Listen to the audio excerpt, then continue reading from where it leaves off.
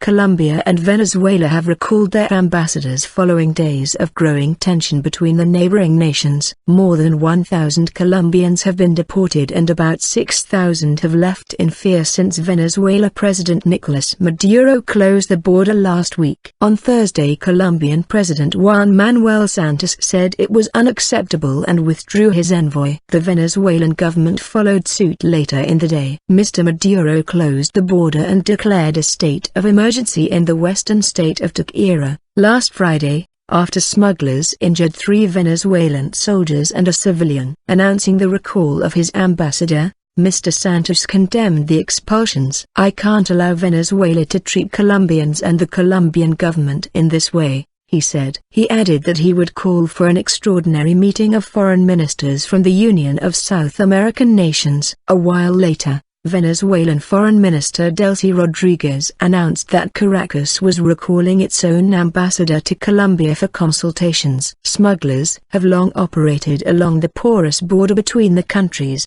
purchasing heavily subsidized goods in Venezuela to resell in Colombia. Talks by the country's foreign ministers on Wednesday were aimed at normalizing the situation in the key border region of Cúcuta. Hundreds are living in shelters there, surrounded by the few possessions they could carry across the border on their backs. President Maduro blames much of the violence on the Venezuelan side of the border on Colombian paramilitaries, whom he accuses of crossing the border freely to commit crimes. In order to fight these gangs, he declared a 60-day state of emergency on Friday, which, among other things, allows the authorities to search homes without a warrant. But his Colombian counterpart said those who had been deported were no paramilitaries but poor and humble families who only want to live and work. President Santos said some had complained of mistreatment by the Venezuelan security forces. The Venezuelan foreign minister dismissed allegations as media lies.